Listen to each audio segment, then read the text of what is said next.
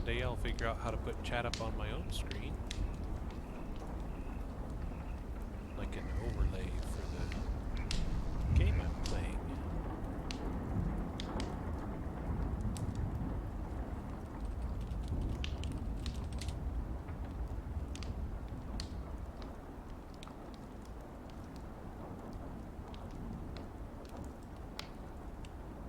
Stay safe out there, y'all. Alright.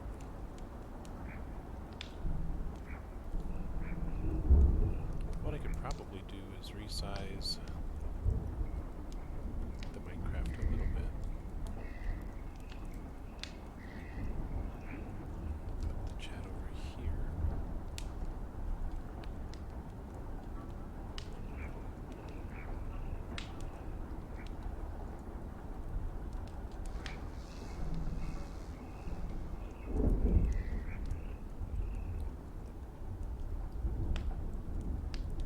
This ain't working.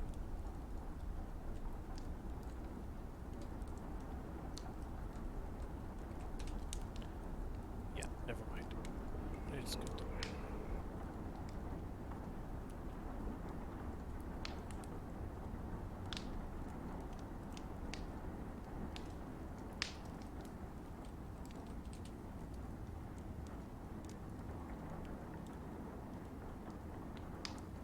A cinder appears. Hello, cinder.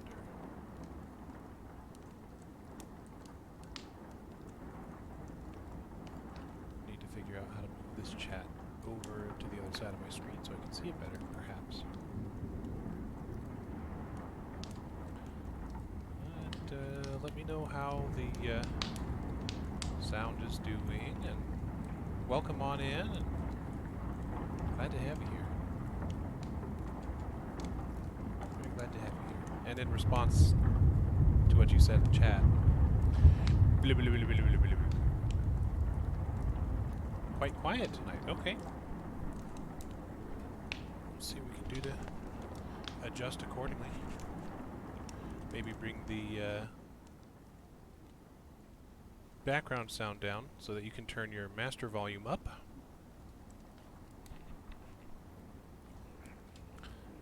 And hopefully have a grand old time.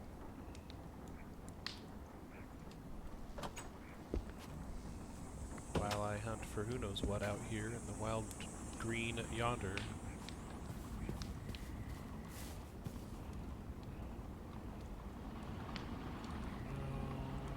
Bam. Bam. It is way too dark for me to afford anything.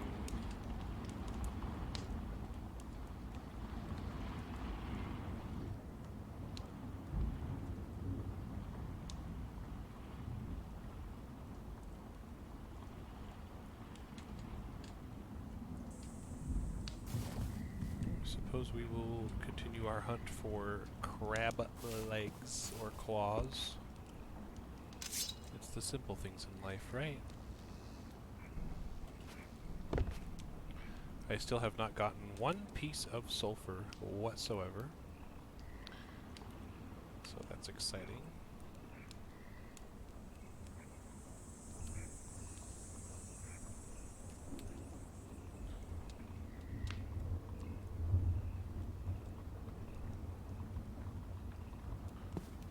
And no sulfur means no torchlight. No torchlight means wandering through the dark like this, like it's second nature, I suppose. I think our story for tonight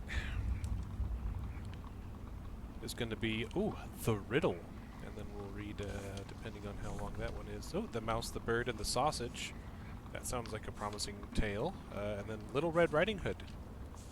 These are all quite short, in fact. The Musicians of Bremen. I might be reading 4 stories tonight. That'll be exciting. Not a lot of pages, though, so we'll see. Still pretty excited.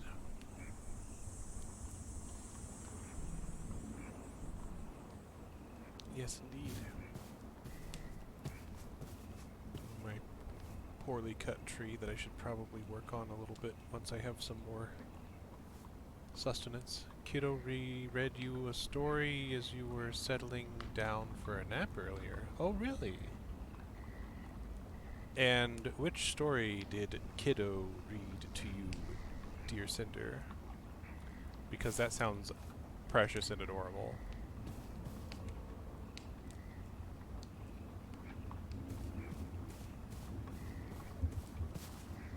The country mouse? Oh. Sounds splendid. It sounds severely wholesome, to be quite honest.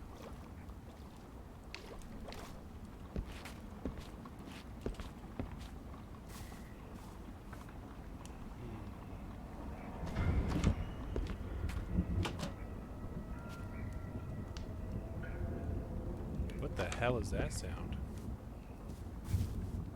That's coming from my game, right? She did the character voices? Oh my goodness. Oh, that is absolutely precious. Absolutely precious. Wow. What an experience. That makes me happy.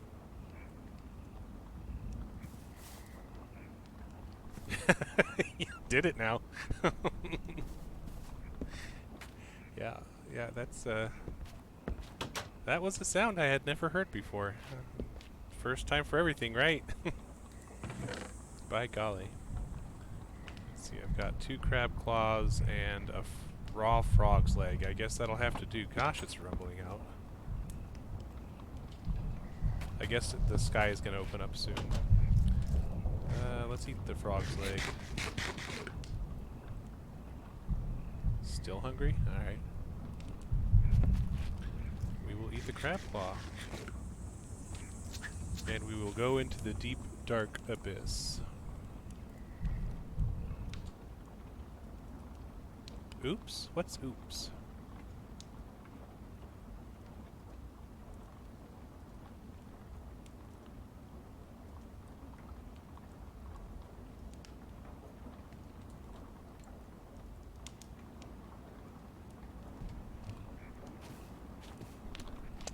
Oh, I can actually see the ground for some reason. Wow, that's an impressive improvement is what I meant to say. Oh, your internet. What a rude internet.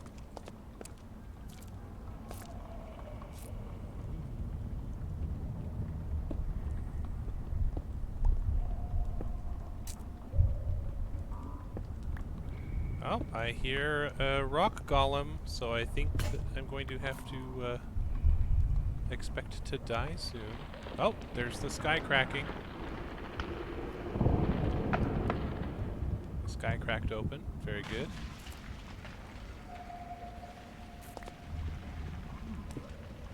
It's probably much brighter outside, so I can take this opportunity to leave the abyss. And perhaps I can find my way out. Gather some more resources. Who knows?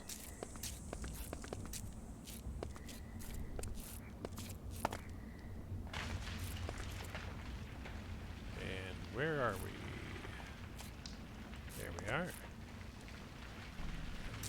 How about now? Okay, wow, that is way too dark for me. Hello, Faye. Welcome. Good to have you here. We'll be starting story in about 19 minutes at the turn of the hour. Glad you could make it. And we're just hanging out, chatting, having a good time, exploring the green, all the green while we're hanging out, and then we'll be reading about 4 or 5 stories. They're pretty short, out of fairy tales from the Brothers Grimm. With Philip Pullman, a new English version. So, as opposed to the neo-new, or the excessively new, or the terrifyingly new English version. Oh yeah, glad to have you here. We'll have lots of fun. I hope you're doing well. I certainly am doing well.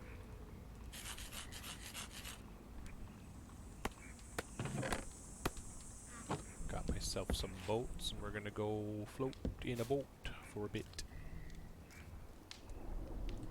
In the best outfit anyone could ask for. Okay.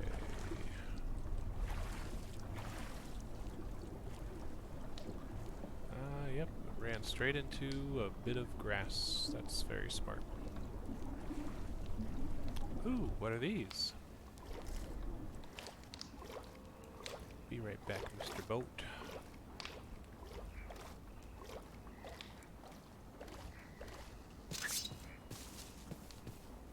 Okay.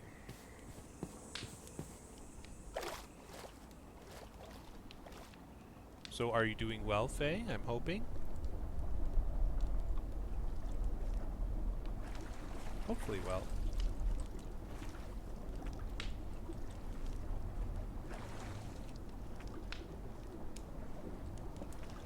And I am imagining Quill shall be here soon-ish. Yes, Quill, hello! Timing. By golly. Welcome in.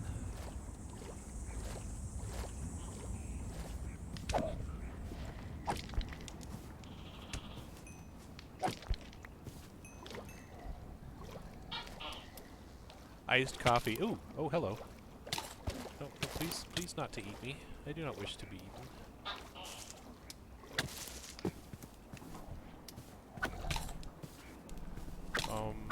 I'm going to die. From a piranha, from a singular piranha. That's great.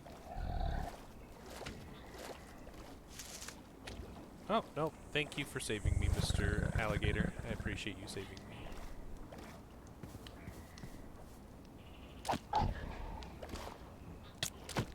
Oh, and then the crab's gonna kill me. Well, this is all a great experience for everybody. Yeah, I could really go for some iced coffee right now. That sounds wonderful. And I'm sorry if the heartbeat is causing any anxiety. I can't afford. Well, I can eat these snail shells or snail fleshes. That was just, you know, a little bit too expensive. You would totally have gotten me one. They're like $1 right now? Oh my gosh. Well, I'm sure driving it to me wouldn't be iced by the time that it got here, so. Oh dear.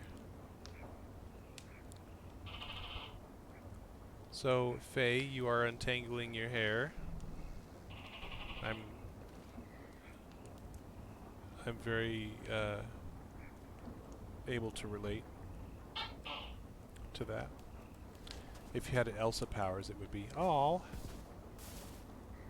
Well, thank you for the thought. I appreciate it.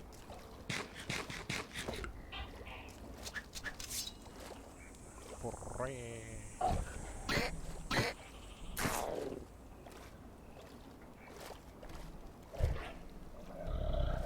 really don't want to anger that lurker, but I really want these crab claws.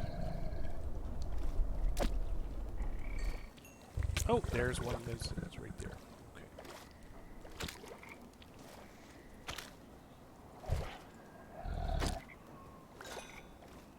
You a little longer than that, middle of your back, yeah. I've made considerations for my hair and not entirely sure how long it's gonna stay or if it's just gonna continue to grow. I'm totally up for keeping it. Sometimes it just gets a little bit tough to manage. Yeah. When my hair's wet, it probably goes down to the back of my shoulder blades, so that's exciting.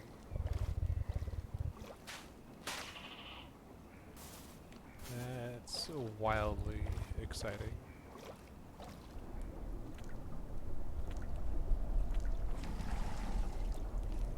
Let's see.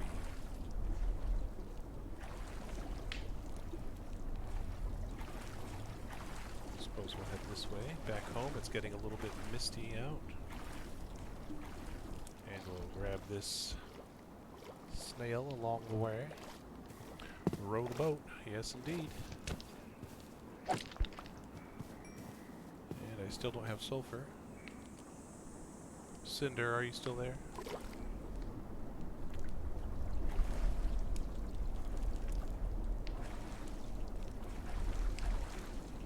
Yep. The boat rowing abilities in this particular mod pack have their ups and downs, both figuratively and literally. Just checking to make sure. I like knowing you're around. I promise.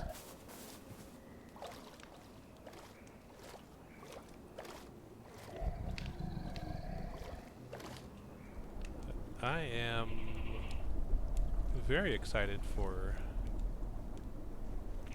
4 whole stories. Just being kind of thrown in all at once coming up. That's pretty exciting. There's a storm. Ooh. Yeah, that's why I like mynoise.net, because you have the thunder without the fear of the strikes. So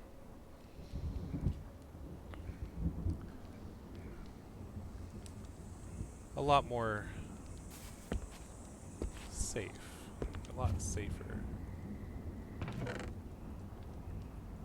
Gosh, I'm running out of sap as well. Quill, were those pictures the storm rolling in from earlier?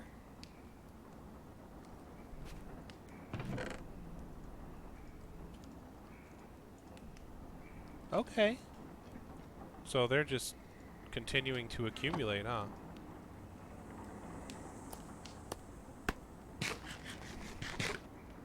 Turn off lightning and fire spread in one of the servers you played just because of your build.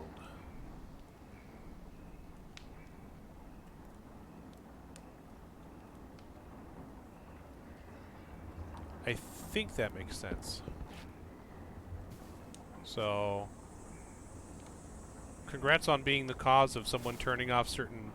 Oh, okay. Minecraft. I was like, are you playing like a top-down dungeon crawler or something?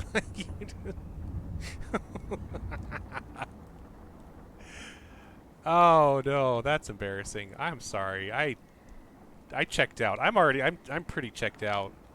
I'm pretty seriously checked out.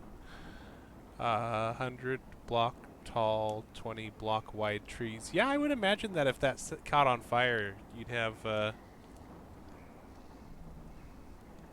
server lag. Yeah. Thank you for the pats. That's embarrassing. Oh dear. Well, let's see if I can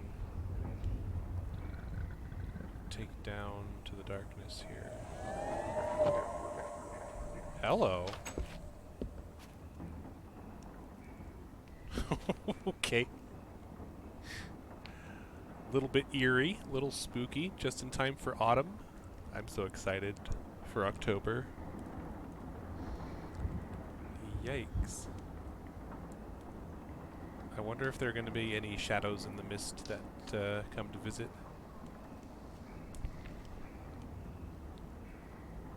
We need some friendly silhouettes in the fog to haunt us while I walk around.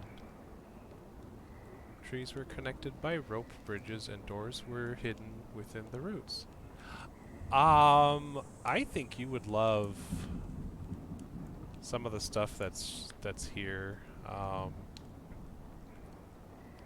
Let's see, bridge. You can make rail bridges with blue dust torches. And pretty neat stuff. There's a rope Hearthgrove bridge.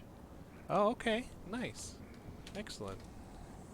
So you're all into the modded community. That's good. Good, good, good.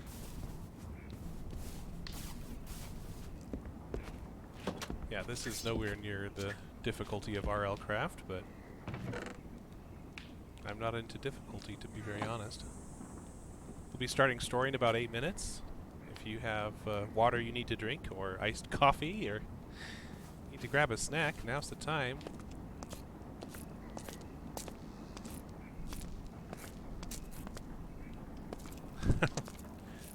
Oh, there's the creepy crawly sound. I don't want to be down here anymore. Make them go away.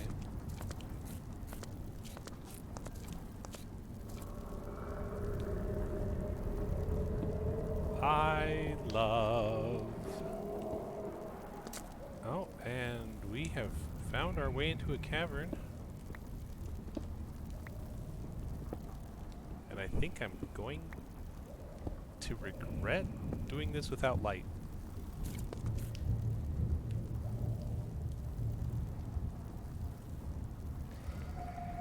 Yep. I'm just gonna block that off and move back upstairs.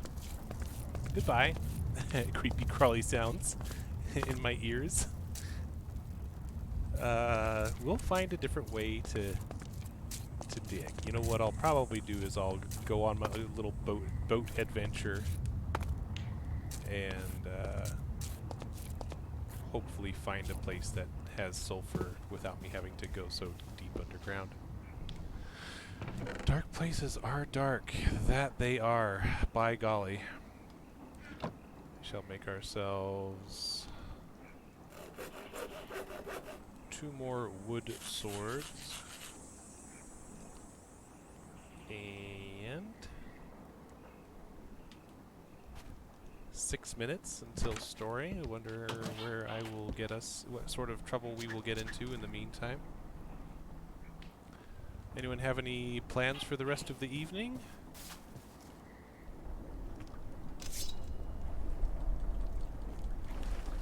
More writing?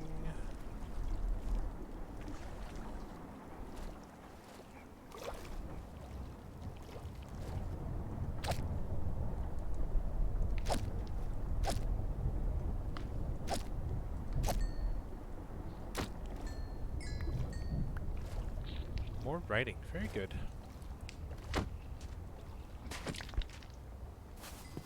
Wondrous, I dare say. That's a lag and a half. Okay, well good. That's a solid plan. A very solid plan. Iced coffee. Yeah, I regret not getting iced coffee. But, you know, I'm just going to keep on saying that, so no point in crying over spilled iced coffee. That's terrible. Where's my boat? There's my boat. Okay, let's see if we can navigate these swamps without getting completely obliterated within 4.5 minutes.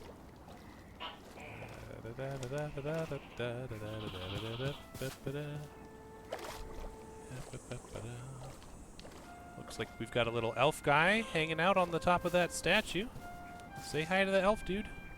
Or sylphid? I don't know. Playing a flute of some kind.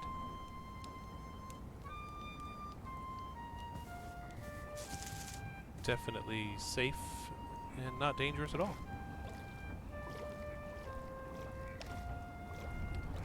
Let's see what's inside.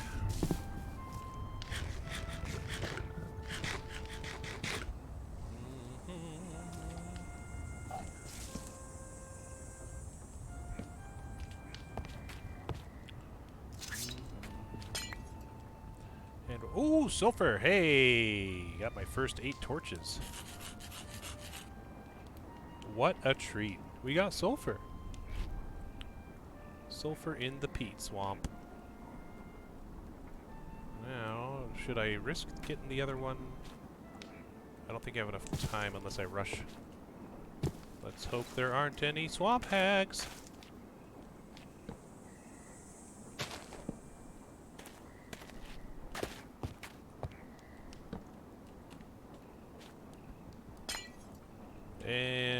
7 poisoned angler tooth arrows. Okay, let's get out of here. Run! Run, run, run, run, run.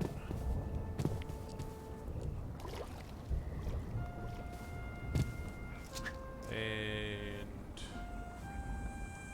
boat.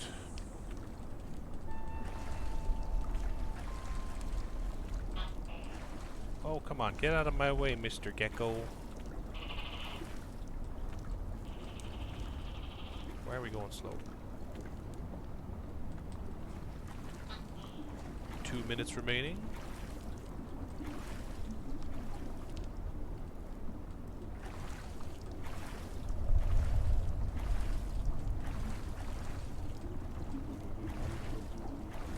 Okay, we made it. We're going to go ahead and switch over to creative mode to find a nice little scenic spot, I suppose.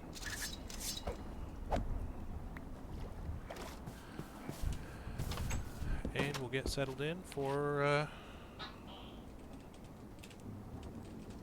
Quiawidiv.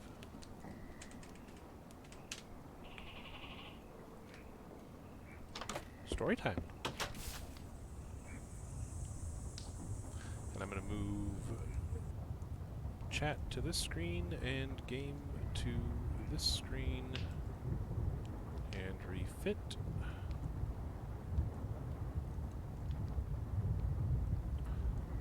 What sort of background do we want? Do we want swamps? I think we'll do swamps this time. Those are fun. They have little ghosties and stuff.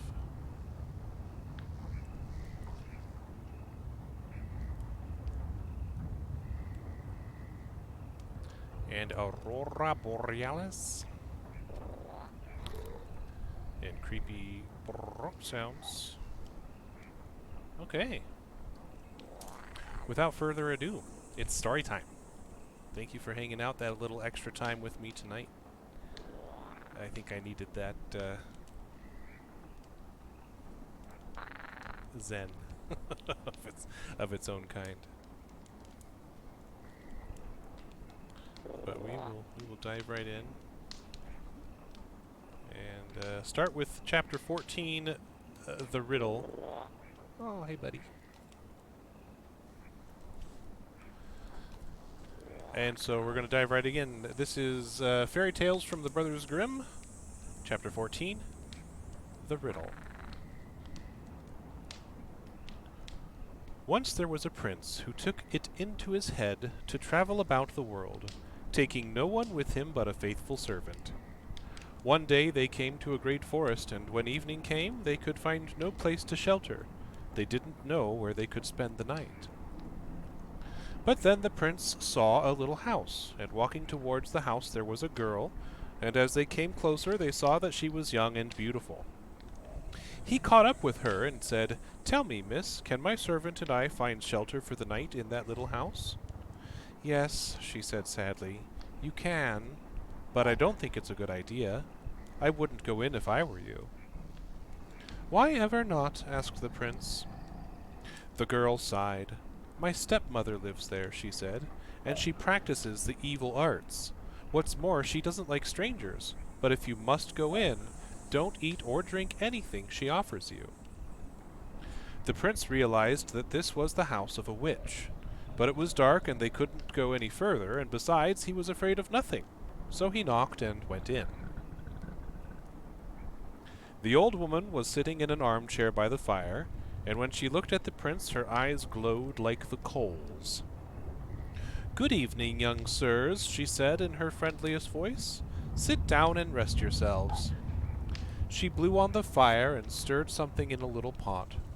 Because of the girl's warning, the prince and his servant didn't eat or drink anything. They wrapped themselves up and slept soundly till morning. When morning came, they got ready to leave. The prince was already mounted on his horse when the old woman came out and said, "Wait a minute, just let me give you a little drink to see you on your way." While she went back into the house, the prince rode away, but the servant had to tighten the girth of his saddle, and he was still there when the witch came out with the drink.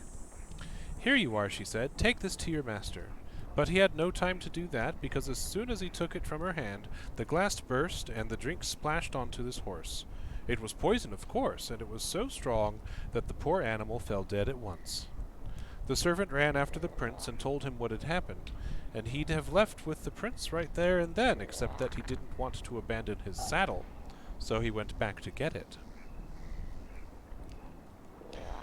When he reached the dead horse, he found a raven already perching on its head and pecking out its eyes.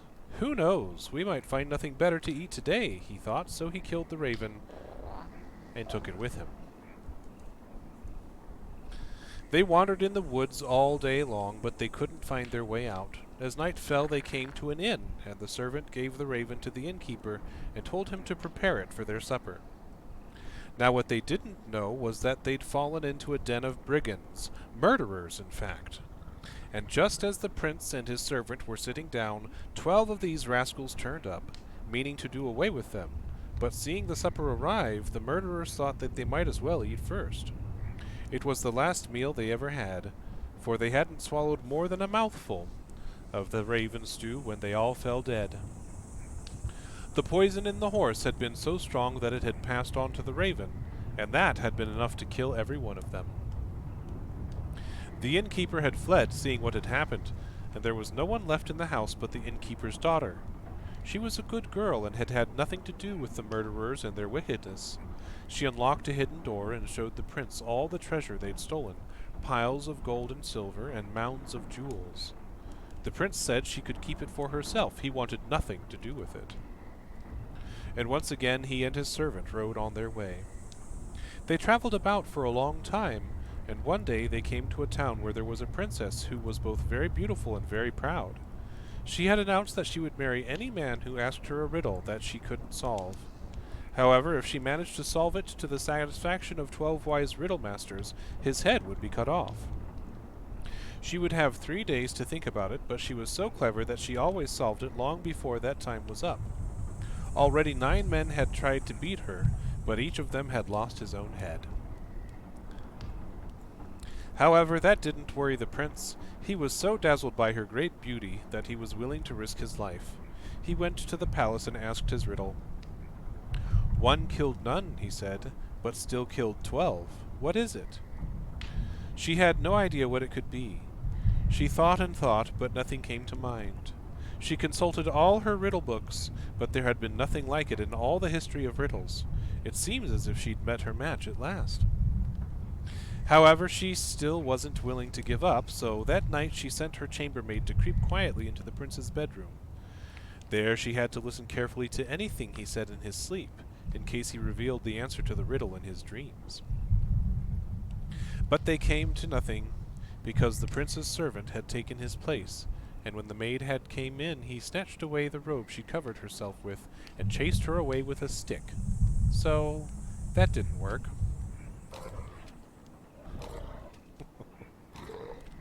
On the second night, she sent another maid to see if she'd be any more successful. His servant took her robe as well and chased her away with an even bigger stick, so that didn't work either. On the third night, the prince decided to wait and watch himself. This time the princess came herself. She was wearing a beautiful misty gray robe, and she sat down softly on the bed next to him and waited till she was sure he was asleep.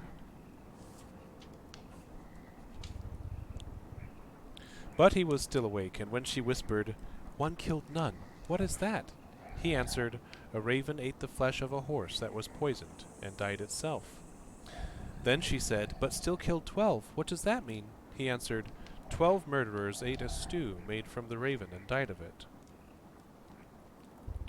She was sure he had the answer now, and she tried to tiptoe away, but the prince caught hold of her robe and held it so tight that she had to leave it behind.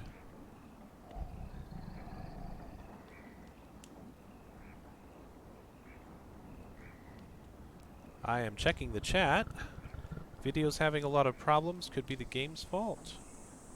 And video's not working at all. Okay, refresh Quill. Also, hi Saint Elot. Welcome on in. Glad to have you here. Let me know if I need to do anything with the video that might help with quality.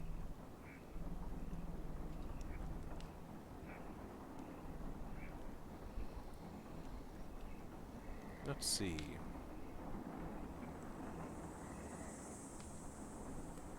Videos back to Skippy. And I have 3 notifications that say my stream is not doing too well.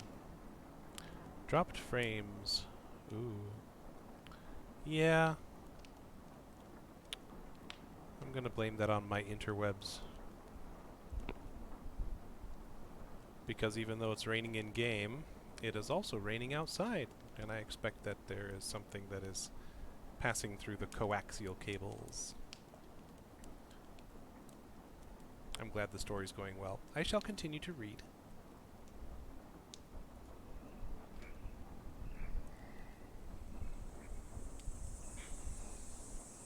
Next morning, the princess announced that she had solved the riddle. She sent for the 12 riddle masters and told them what it meant. It looked as if the prince was doomed, but he asked to be heard. The princess came into my room when she thought I was asleep, he said, and asked me what the answer was. She would never have guessed it otherwise. The riddle masters conferred together and said, "Have you any proof?" Then the prince's servant brought in the 3 robes. When the riddle masters saw the mist-gray one, which no one but the princess ever wore, they said, "Have this robe embroidered with gold and silver, your highness, for it will be your wedding gown. The young man has won." The end.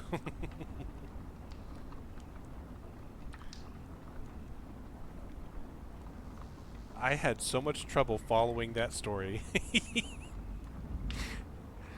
Okay, chapter 15. The Mouse, the Bird, and the Sausage. And yes, it's definitely dropping frames. I am sorry, my friends. Here we are. A mouse, a bird, and a sausage decided to set up home together. For a long time they carried on happily, living within their means and even managing to save a little. The bird's job was to go into the forest every day and bring back wood for the fire. The mouse had to get water from the well, make the fire and lay the table, and the sausage did the cooking. But we're never content with living well if we think we can live better.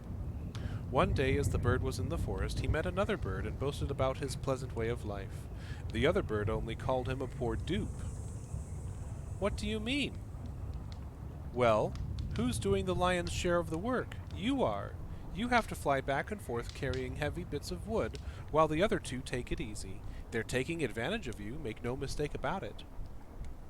The bird thought about it. It was true that after the mouse had lit the fire and carried the water in, she usually went to her little room and had a snooze before getting up in time to lay the table. The sausage stayed by the pot most of the time, keeping an eye on the vegetables, and from time to time he'd slither through the water to give it a bit of flavoring. That's terrible. If it needed seasoning, he'd swim more slowly. That was more or less all he did. When the bird came home with the wood, they'd stack it neatly by the fire, sit down to eat, and then sleep soundly to the next day. That was how they lived, and a fine way of life it was. However, the bird couldn't help thinking about what the other bird had said, and next day he refused to go and gather wood. "I've been your slave long enough," he declared. "You must have taken me for a fool. It's high time we tried a better arrangement." "But this works so well," said the mouse. "You would say that, wouldn't you?" "Besides," said the sausage, "this suits our different talents. Only because we've never tried to do it any other way." The mouse and the sausage argued, but the bird wouldn't be denied. Finally they gave in and drew lots, and the job of gathering wood fell to the sausage, of cooking to the mouse, and of fetching water and making fire to the bird. What happened? After the sausage went out to gather some wood, the bird lit the fire and the mouse put the saucepan on the stove. Then they waited for the sausage to come back with the first load of wood, but he was gone so long that they began to worry about him, so the bird went out to see if he was all right.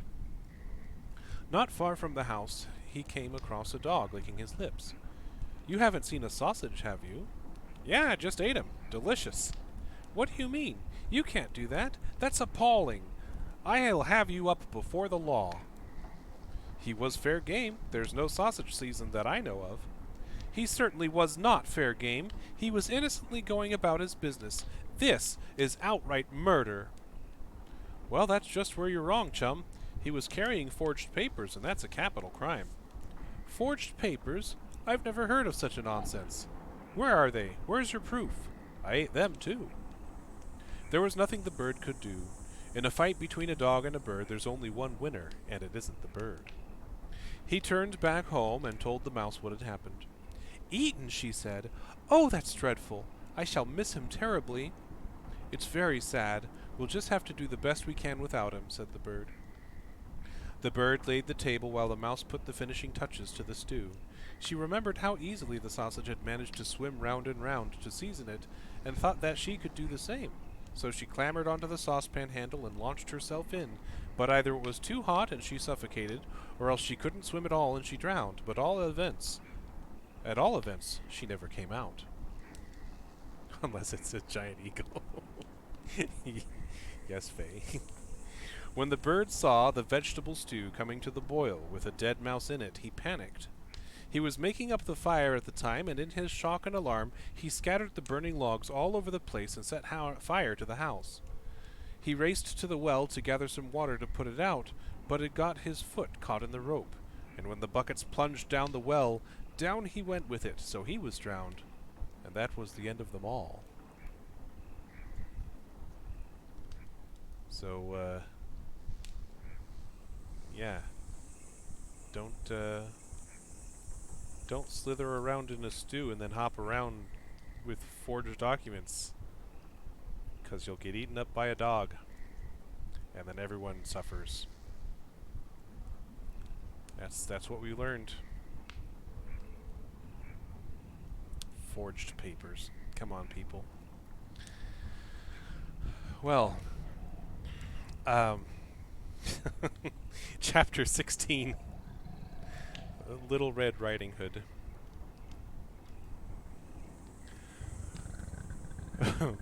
Once upon a time there was a little girl who was so sweet and kind that everyone loved her. Her grandmother, who loved her more than anyone, gave her a little cap made of red velvet, which suited her so well that she wanted to wear it all the time. Because of that, everyone took to calling her Little Red Riding Hood. One day her mother said to her, "Little Red Riding Hood, I've got a job for you. Your grandmother isn't very well, and I want you to take her this cake and a bottle of wine. They'll make her feel a lot better." I agree, Faye. "You be polite when you go into her house, and give her a kiss from me. Be careful on the way there, and don't step off the path, or you might trip over and break the bottle and drop the cake, and then there'd be nothing for her. When you go into her parlor, don't forget to say 'Good morning, Granny,' and don't go peering in all the corners." "I'll do everything right, don't worry," said Little Red Riding Hood, and kissed her mother goodbye. Her grandmother lived in the woods, about half an hour's walk away. When Little Red Riding Hood had only been walking a few minutes, a wolf came up to her. She didn't know what a wicked animal he was, so she wasn't afraid of him. "Good morning, Little Red Riding Hood," said the wolf. "Thank you, Wolf, and good morning to you." "Where are you going so early this morning?" "To Granny's house." "And what's that in that basket of yours?" And wine Granny be angry if you break the bottle. I think that without the cake or the wine, Granny might be a little bit upset. "And what's in that basket of yours?" "Granny's not very well, so I'm taking her some cake and some wine. We baked the cake yesterday, and it's full of good things like flour and eggs, and it'll be good for her and make her feel better." "Where does your Granny live, Little Red Riding Hood?" "Well, I have to walk along this path till I come to 3 big oak trees, and there's her house behind a hedge of hazel bushes. It's not very far away, about 15 minutes' walk, I suppose. You must know the place," said Little Red Riding Hood. The wolf thought, "Now this dainty young thing looks a very tasty mouthful. She'll taste even better than the old woman, but if I'm careful I'll be able to eat them both." So he walked along a while with Little Red Riding Hood, and then he said, "Look at those flowers, Little Red Riding Hood. Aren't they lovely? The ones under the trees over there. Why don't you go closer so you can see them properly? And you seem as though you're walking to school all serious and determined. You'll never hear the birds if you go along like that. It's so lovely in the woods, it's a shame not to enjoy it. Little Red Riding Hood looked where he was pointing, and when she saw the sunbeams dancing here and there between the trees, and how the beautiful flowers grew everywhere, she thought, I could gather some flowers to take to Granny. She'll be very pleased with those, and it's still early. I've got time to do that and still be home on time. So she stepped off the path and ran into the trees to pick some flowers, but each time she picked one, she saw an even prettier one a bit further away. So she ran to get that as well. And all the time she went further and further into the wood. But while she was doing that, the wolf ran straight to the grandmother's house and knocked on the door. Who's there? Little Red Riding Hood, said the wolf. I've got some cake and wine for you. Open the door. Just lift the latch, said the grandmother. I'm feeling too weak to get out of bed.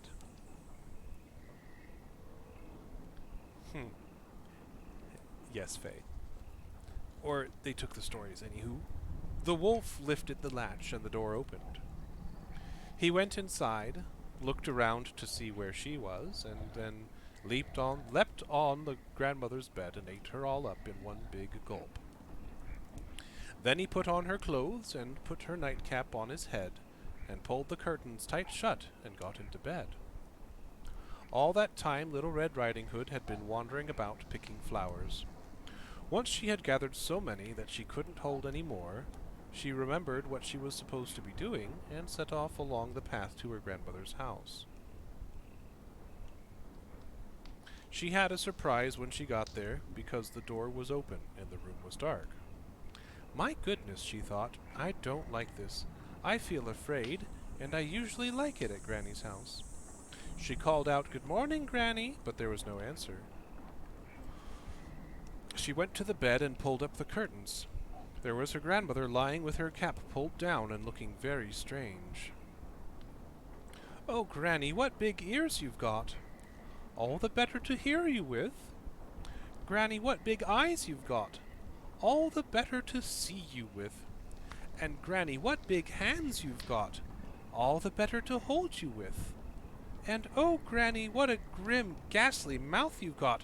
All the better to eat you with! And as soon as the wolf said that, he leapt out of bed and gobbled up Little Red Riding Hood.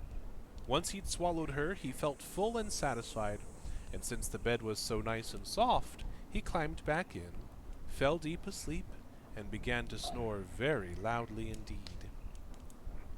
Just then a huntsman was passing by. The old woman's making such a noise, he thought. I'd better go and see if she's all right.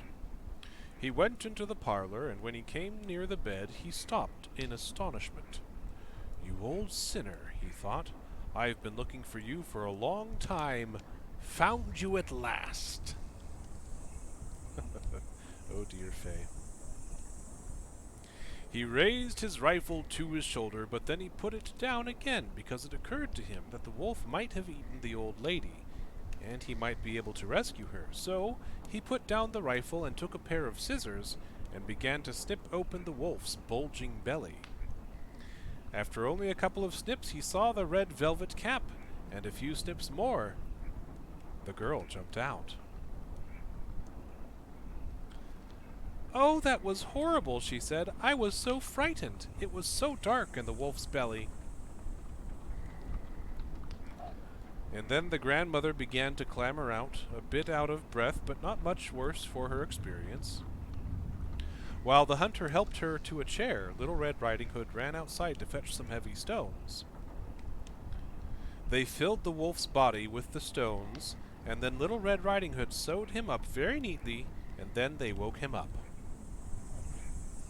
Seeing the hunter there with his gun, the wolf panicked and ran outside, but he didn't get very far. The stones were so heavy that soon he fell down dead. All three of them were very happy. The hunter skinned the wolf and went home with the pelt. Granny ate the cake and drank the wine, and Little Red Riding Hood thought, What a narrow escape! As long as I live, I'll never do that again. If Mother tells me to stay on the path, that's exactly what I'll do. The end. Well, as long as the wolf eats them whole, then of course you can cut him open, take them out, fill him with stones, and sew him shut again, and have him still attempt to run away.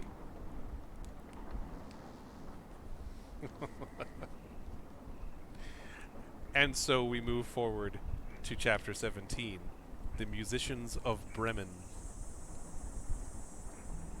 Once there was a man who had a donkey, and for years this donkey had carried sacks of grain to the mill without a word of complaint.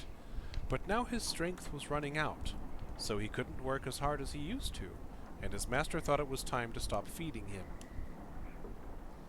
The donkey noticed this, and didn't like it a bit, so he ran away and looked for the road to Bremen. His plan was to become a town musician. When he'd gone a little way, he came across a hunting hound lying in the road. The dog was panting as if he'd just run for miles. "What are you panting for, Grabber?" said the donkey. "Well, I'm getting old, you see," explained the hound, "and I can't run as far as I used to. My master reckons I'm no good anymore, and he wanted to kill me, so I ran away. But I don't know how to earn my living in any other way, and I'm getting hungry." And I am losing frames like crazy, but that's okay. We'll continue. "Well, I tell you what," said the donkey. "I'm in more or less the same position, but I've got a plan. I'm going to Bremen, because they pay their town musicians a decent wage there. Come with me and take up music. I'm going to play the lute. It doesn't look very difficult, and you can play the drums." "That's a very good idea," said the dog, and joined up with the donkey. They walked on a little way, and then they came and saw a cat sitting on the roadside who looked as if he'd lost a pound and found a penny. "What's the trouble, old whisker wiper?" said the donkey. "Dear, oh dear," said the cat, "I'm in a dreadful pickle. I'm getting on a bit.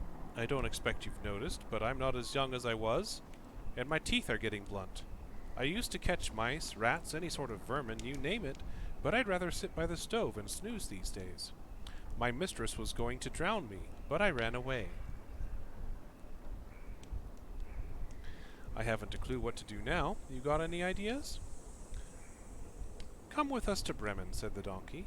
"We're going to join the town musicians. You know how to sing. I've heard your sort of singing very sweetly at night. Come along with us." Welcome back, Quill.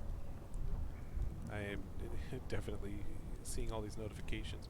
In fact, I'll show you what it looks like here in just a second.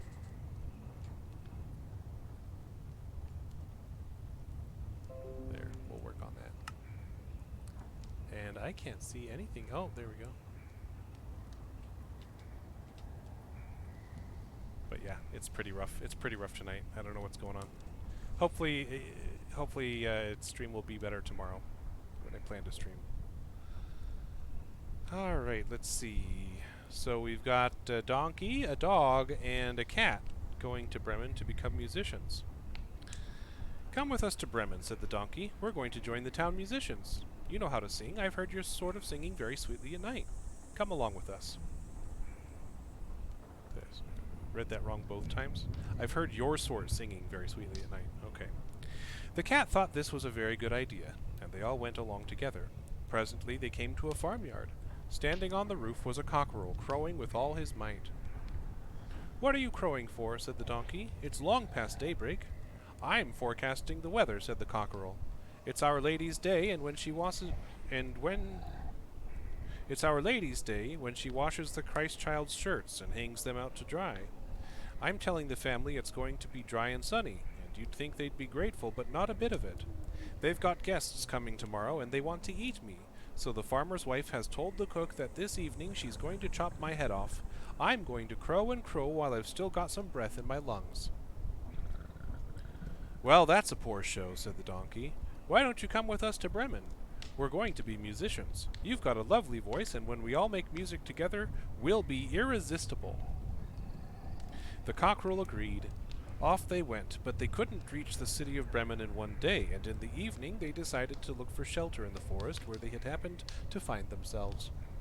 The donkey and the dog lay down under a big tree. The cat took to the branches, and the cockerel flew high to the top. Presently he came all the way down again with some news.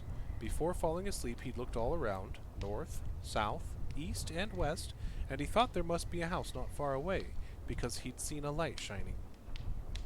"Well, let's go there," said the donkey. "It can't be worse than this." "And if there's a house," said the dog, "there might be a few bones with a bit of meat on them." So they set off in the direction of the light, and soon they saw it glowing through the trees. It became larger and larger, and then they were right up in front of it. The donkey, being the tallest of them, went up to the window and looked in. "What can you see, Grey Face?" asked the cockerel. "I can see a table covered with good things to eat and drink, but—" "But what?" "Sitting around the table there are a dozen robbers, all tucking in as hard as they can." "Oh, if only that were us," said the cockerel. They discussed how they could drive the robbers away, and finally they agreed on a plan. The donkey would stand with his front feet on the windowsill, the dog would stand on his back, the cat would stand on the dog, and the cockerel would perch on the cat, and then they'd make some music. So they got themselves ready, and after the donkey had counted them in, they all started singing together as loud as they could. The donkey brayed, the dog barked, the cat meowed, and the cockerel crowed. When they'd finished, they all jumped through the window, shattering the glass and making a terrible noise. The robbers all leapt up at once, thinking it was the devil, or at least a ghost, and fled into the woods in terrible fear. The four musicians sat themselves down and ate freely of the food that was left, guzzling as if they might not get any more food for a month. When they'd finished, they felt tired, because they'd had a long day, so they lay down to sleep, each finding the place he liked best.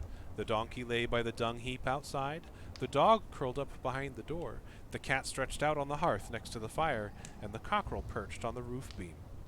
At midnight, the robbers, who were watching for some way off, saw the light had gone out.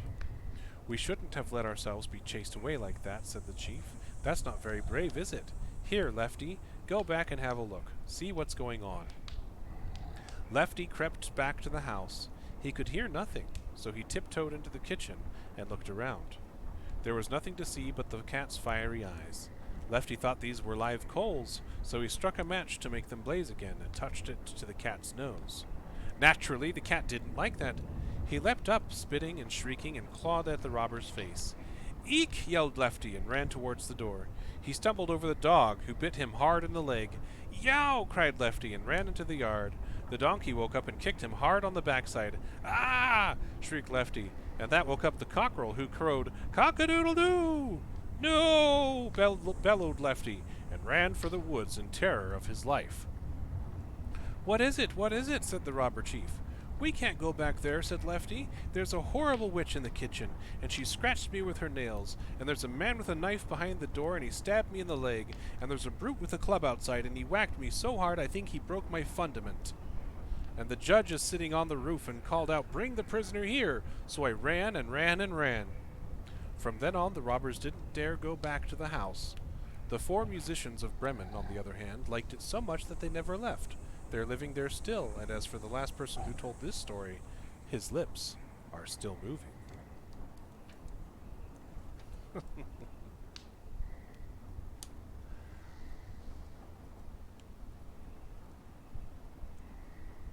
Well, I guess I'm the last person that's told this story. My lips are still moving. That's kind of wild how they knew that would happen. This lips.